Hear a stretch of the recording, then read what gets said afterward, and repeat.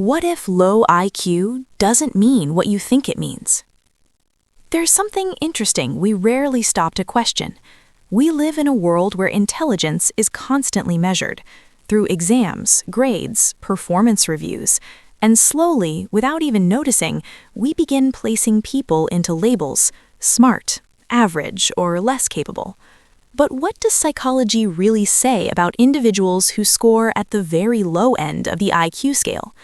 Because the truth might change the way you understand intelligence altogether.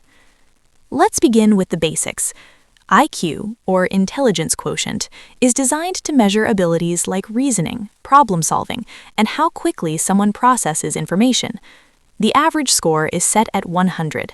When scores drop below 70, psychologists classify it as intellectual disability, and when it falls below 50, it is considered severe. But here's something important. A low IQ does not mean a lack of intelligence. Instead, it often reflects a different way the brain is structured and functions. Not broken, just different.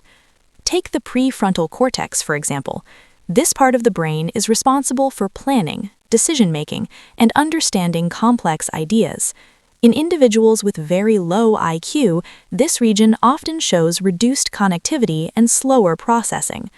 That means tasks most people do automatically, like predicting outcomes, understanding consequences, or reading social cues, can become much more difficult or may not fully develop. But here's where it gets fascinating.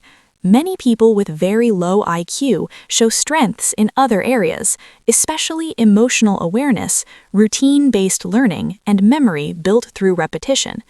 Their experience of the world is less about abstract thinking and more about direct, real-life moments, what they see, feel, and experience in the present. And within that framework, many function with stability and consistency. Now think about this. What if intelligence is not one single thing? Psychologist Gardner introduced the idea that intelligence comes in multiple forms, like emotional intelligence, social intelligence, physical coordination, and more. Traditional IQ tests mainly measure academic ability, not kindness, not empathy, not connection, and that difference matters. Research shows that individuals with low IQ can form strong emotional bonds.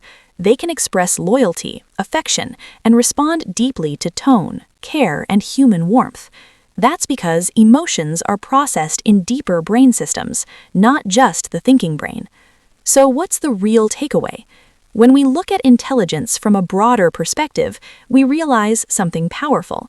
Intelligence is not just about solving problems or scoring high on a test. It's about how the brain adapts, connects, and experiences the world in its own unique way. And maybe the most important part of being human, love, fear, joy, connection, exists far beyond what any IQ score can measure.